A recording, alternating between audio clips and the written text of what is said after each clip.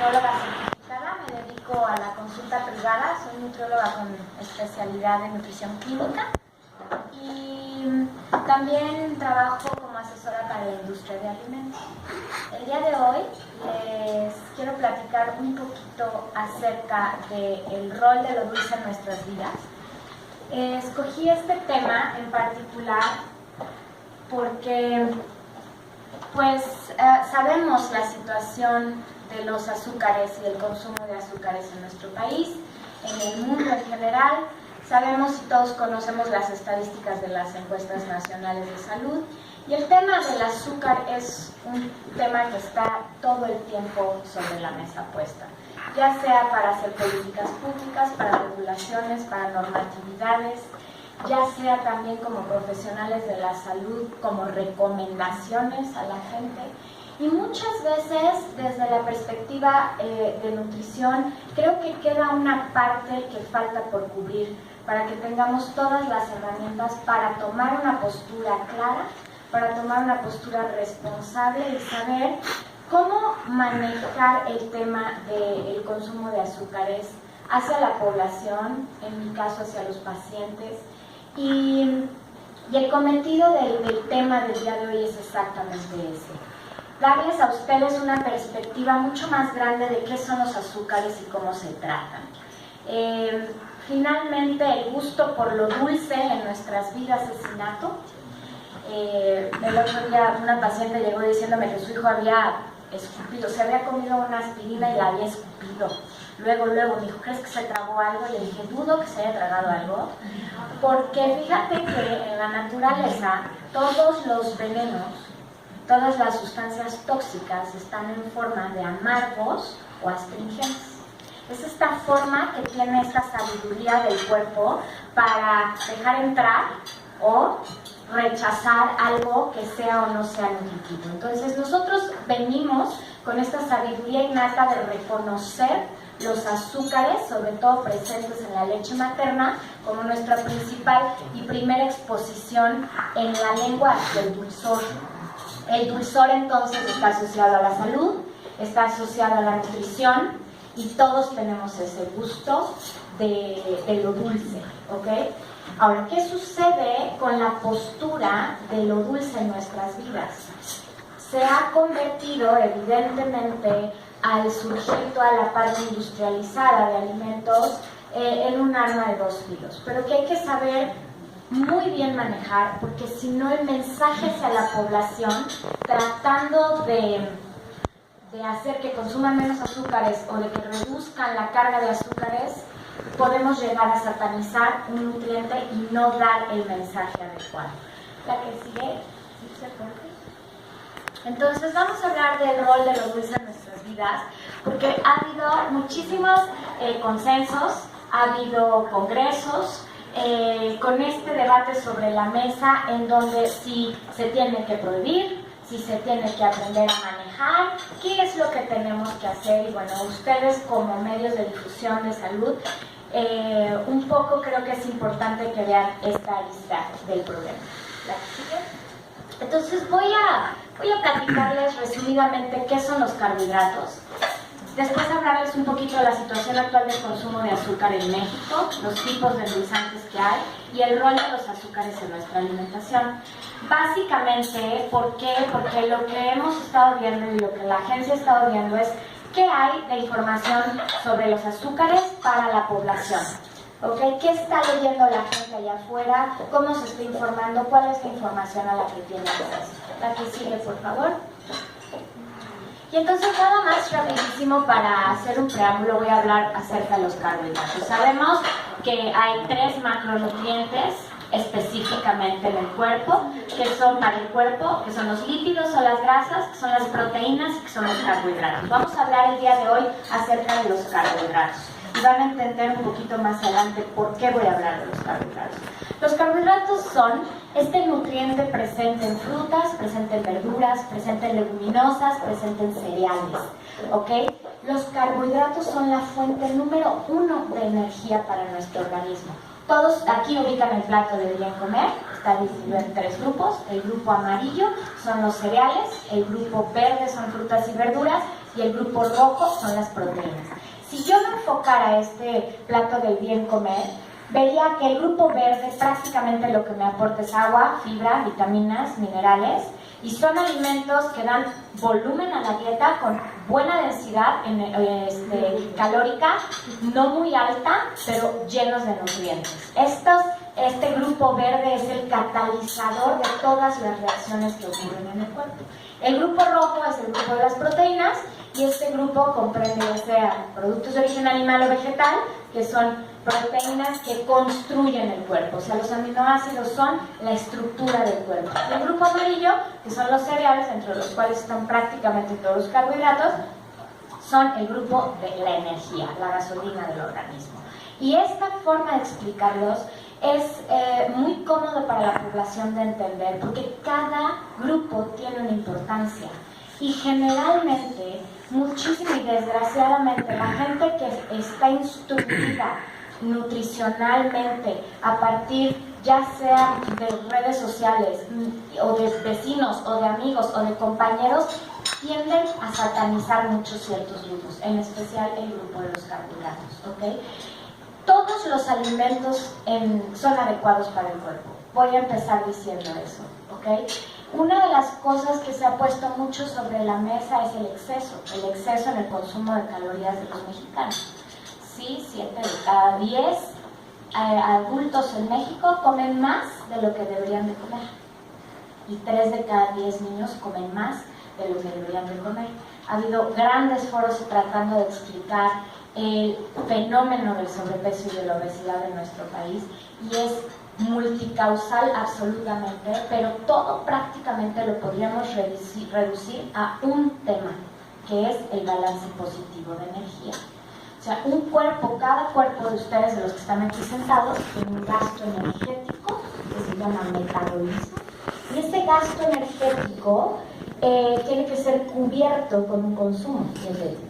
¿Okay? Si yo gasto 2.000 calorías, que es la dieta promedio de un adulto, ese gasto determina mi consumo. ¿Okay? Entonces, si yo gasto 2.000 calorías, puedo consumir 2.000 calorías.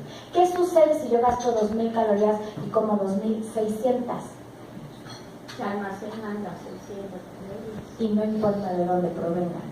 Y lo voy a repetir, y no importa de dónde provengan. Esto es súper importante, porque a la población todavía no le queda clara esa parte. Cree que si consume chía, maca, superfoods, aceite de coco que se pone de moda, o todas estas cuestiones saludables, no importa si rebaso o no el balance energético.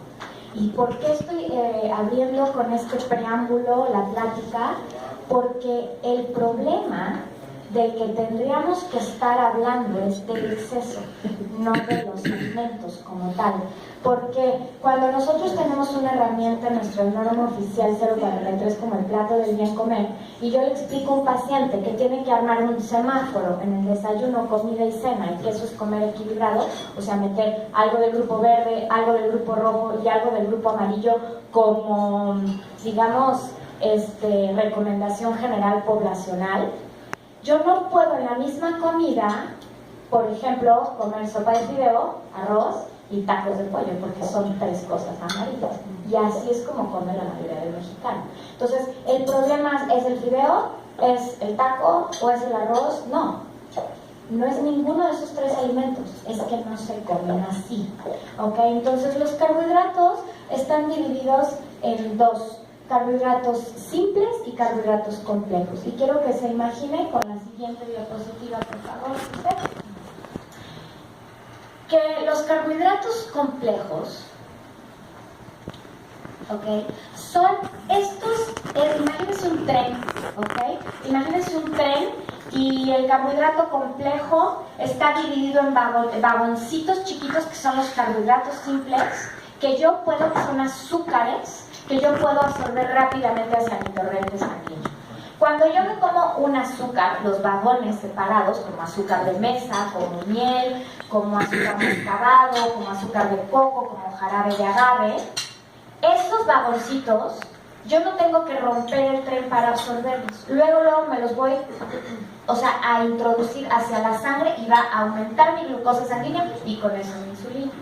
¿Okay? Cuando yo consumo un carbohidrato complejo, la estructura es más amplia, es un tren, y yo enzimáticamente mi digestión va a tener que romperlos. Entonces se absorbe mucho más lentamente a la sangre. Un carbohidrato complejo sería, por ejemplo, cereales, ¿no? Sería arroz, sería tortilla, sería pan, sería pasta, sería papa, y un carbohidrato simple sería un azúcar, la sacarosa de mesa, como les decía, las mieles, la lactosa que está en la leche y en los lácteos. Son azúcares compuestos de manera muchísimo más simple. La pregunta muchas veces que me hacen, ya sea en foros o pacientes, es si realmente necesitamos el azúcar, si es indispensable para la vida. No como tal el azúcar de mesa, esa no, porque adentro de muchos alimentos, como les puse en los carbohidratos simples, están contenidos los azúcares. Hay azúcares intrínsecos en los alimentos, que son los azúcares o la fructosa de la fruta, o por ejemplo la lactosa de la leche, ¿de acuerdo? Entonces, la que sigue, se metabolizan diferente los azúcares simples que los azúcares complejos. Y aquí, hablando del tren, les pongo el ejemplo. Los carbohidratos simples pueden ser considerados monosacáridos, que quiere decir... Perfecto, gracias. Monosacáridos, en donde hay solo una molécula, está suelta y yo la voy a absorber con mucha más facilidad. Aquí, los disacáridos, solamente tengo que hacer una ruptura enzimática y entonces yo puedo obtener, digamos que los vagoncitos solitos, ¿ok? Entonces, los azúcares simples van a ser mucho más rápidamente absorbidos al torrente sanguíneo y van a subir mi glucosa y por lo tanto va a haber una reacción insulínica a la par. Y un carbohidrato complejo es un polisacárido, o sea, muchos sacáridos juntos son un tren y yo lo que tengo que hacer enzimáticamente es romperlos para poderlo digerir. Esto, nada más, para que me deje explicarles que dependiendo el tamaño del carbohidrato va a ser la velocidad de absorción. ¿Por qué les estoy hablando de esto? Porque mucho de lo que nos hemos encontrado en los medios es que, por ejemplo, hasta en canales de televisión, es que cuando están preparando alguna receta con azúcar de coco, se recomienda, o sea, como no es azúcar de mesa, le están recomendando para pacientes con diabetes, ¿ok? Y entonces hay que tener mucho cuidado porque si entendemos que los carbohidratos simples, los azúcares simples se absorben muy rápido, nunca puedo hacer una recomendación de este tipo, aunque sea un endulzante natural o un jarabe de agave o la miel de dátil que está ahorita de moda, o que si puedo endulzar con los dátiles, porque por querernos alejar del azúcar de mesa, lo que está ocurriendo es que estamos confundiendo a la población. La gente ya no sabe ni siquiera qué usar, con qué endulzar, se siente insegura de qué utilizar para endulzar, y les voy a platicar un poquito de dónde viene la importancia de que nos quede claro cómo funciona la cuestión de los hidratos de carbono. El principal problema en las estadísticas, en las encuestas nacionales de salud, en la dieta del mexicano, apunta muchísimo hacia el carbohidrato.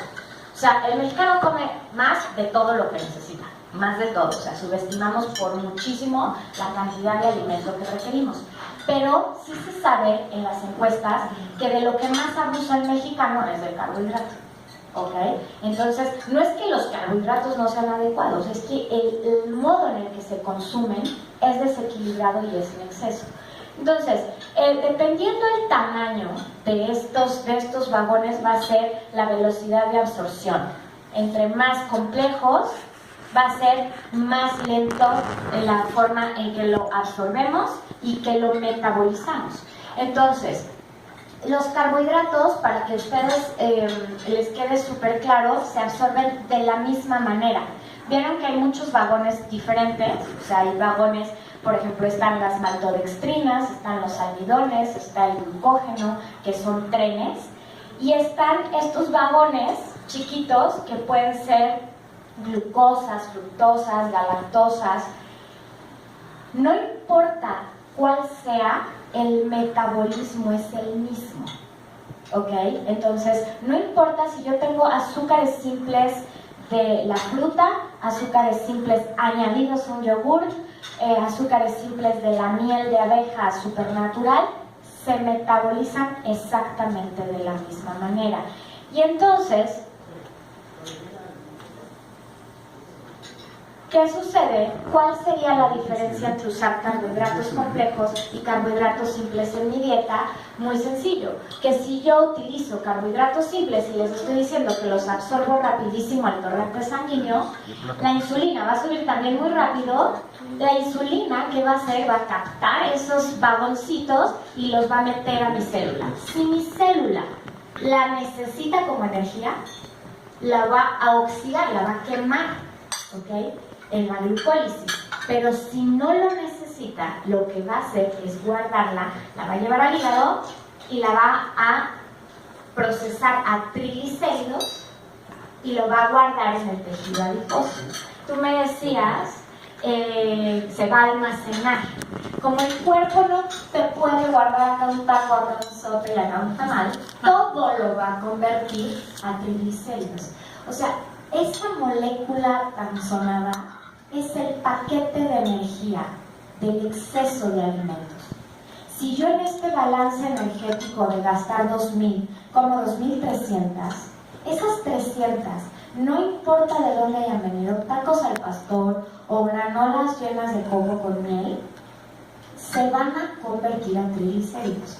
Y estos triglicéridos se van a ir por el torrente sanguíneo y se van a guardar en el tejido adiposo.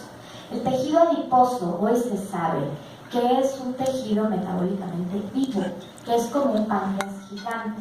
El problema de nuestra población es que si 7 de cada 10 mexicanos tienen sobrepeso y obesidad, 7 de cada 10 mexicanos deberían entender que el problema no es lo que come, es cuánto come primero que nada. Primero que nada, porque yo veo las guías de recomendaciones nutricionales, veo las regulaciones y los reglamentos y las guías de tareas de la OMS, y en este intento por reducir, por poner, digamos que bajar la cantidad de sodio que consume la gente, bajar la cantidad de azúcares, se nos olvida que de lo que hay que estar hablando es del consumo total de calorías, ¿ok? Entonces, el triglicérido, una de las cosas que hace es acumularse en este tejido adiposo. Y ustedes saben que para recomendaciones generales, los hombres pueden tener entre 8 y 22% de grasa en su cuerpo para estar saludables. Y las mujeres entre 20 y 33 o 36%.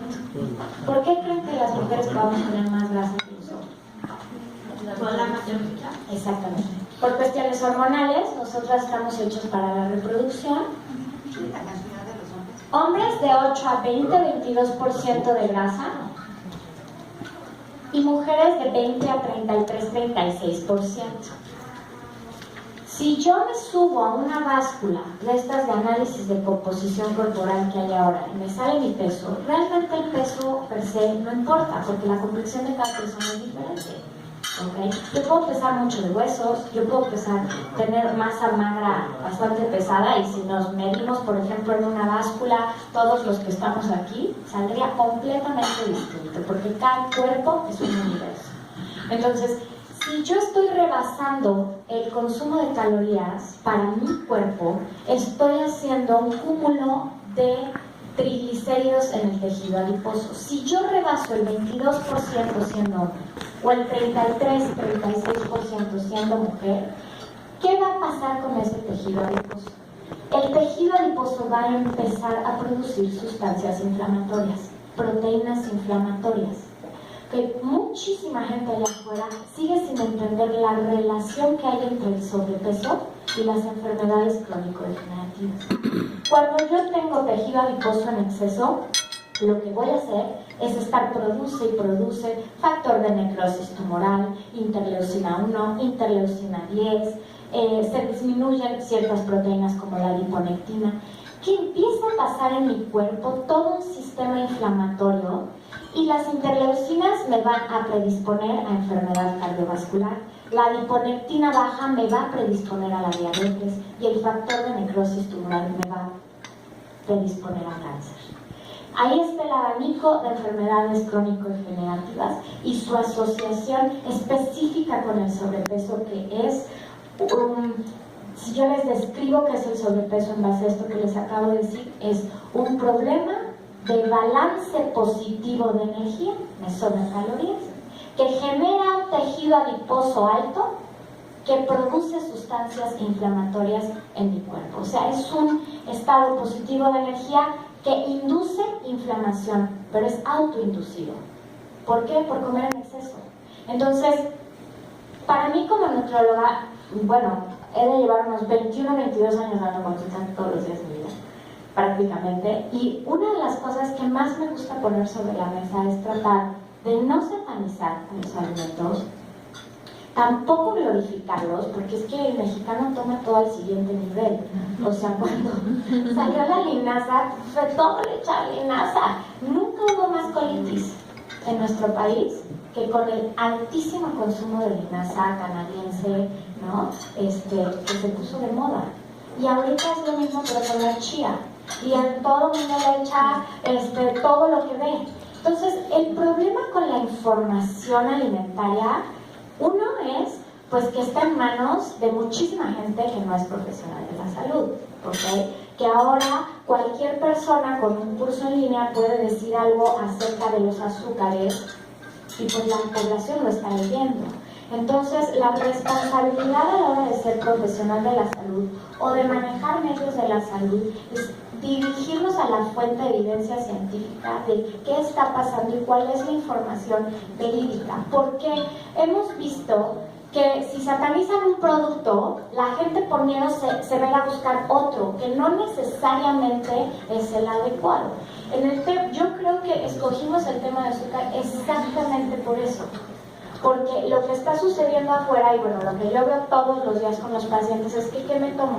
¿Esto me hace daño? No. ¿Puedo cambiar esto por esto? Muy confundidos.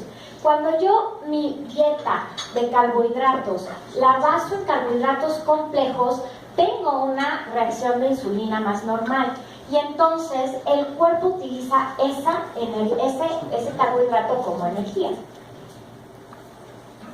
Está súper comprobado que el exceso de azúcares simples sobre todo, aumenta el riesgo cardiovascular, la predisposición a la diabetes, el sobrepeso, el síndrome metabólico, etc. Sabemos que sí ocurre así. Pero, como les decía, o sea, si yo no rebaso este balance de energía, si yo estoy consumiendo 2000 calorías y gasto 2000 calorías, no hay ningún excedente que se vaya a formar grasa o tejido adiposo. Todo se va a estar oxidando porque mi cuerpo requiere de esa energía. ¿Ok? Entonces, muchas veces me topo yo con pacientes que me dicen, pero es que yo no como azúcar. Y volteo y veo su medición y digo, tiene 10 kilos de más de grasa. Ok, probablemente azúcar no, pero otra cosa sí. ¿Ok?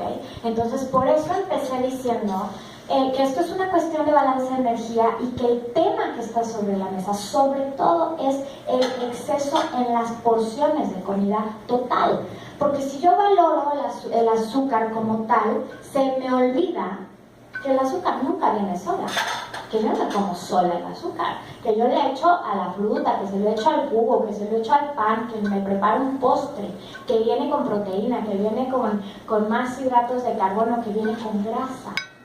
Entonces, cuando hablamos de azúcares a la población, pareciera que sustituir el azúcar es más que suficiente, pero no es cierto. Porque si yo quito el azúcar y lo sustituyo, pero sigo pasándome de grasas y de totales de carbohidratos y de proteínas, de todos modos estoy en balance positivo de energía. Entonces, un poquito para que lo vean. El aumento de la glucosa en la sangre tiene que ver con esto de lo que les decía, los vagoncitos o el tren. Entonces, cuando yo consumo un alimento de carbohidrato complejo, la curva es muchísimo menos alta. Y a los 30 minutos de haber consumido eso, yo tengo un nivel de glucosa muchísimo más bajo que si como, aquí está glucosa sanguínea solita. Imagínense que toman algo de miel de abeja, ¿ok? Si yo consumo alimentos, por ejemplo, con papa o combino arroz, la curva es muchísimo más baja. ¿Cuál creen que sea esta diferencia? La diferencia es toda la insulina que no voy a tener que usar para subir esta carga, ¿ok? Y entre menos insulina circulante en mi cuerpo haya, no estamos hablando de un paciente con diabetes, sino un paciente saludable, mejor, porque mis tejidos van a estar expuestos a menos secreción de insulina.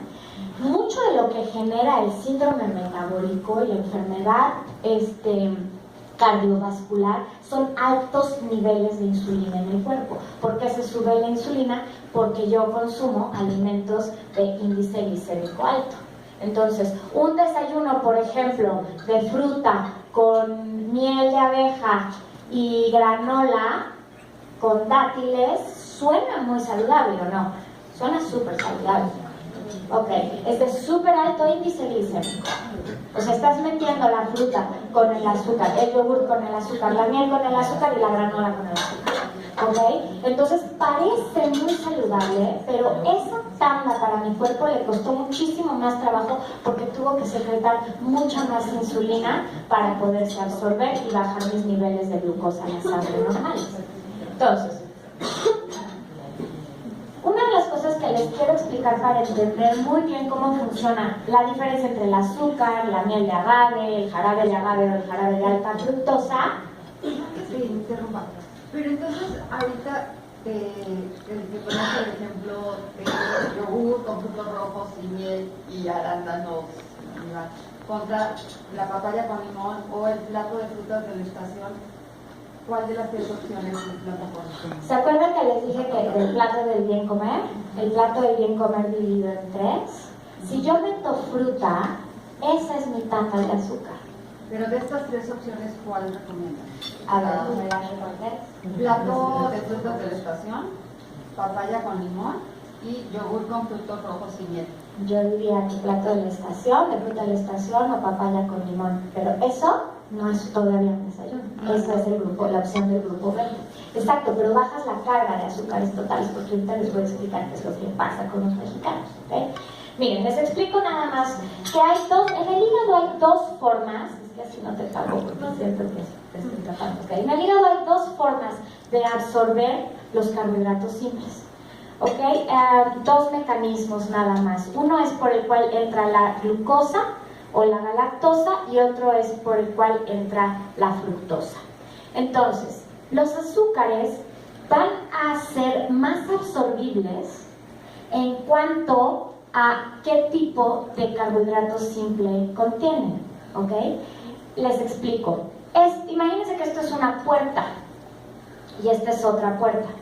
Si yo consumo pura glucosa, se va a saturar esta puerta y la velocidad de absorción no es tan grande como si yo consumo un producto que tiene glucosa y tiene fructosa.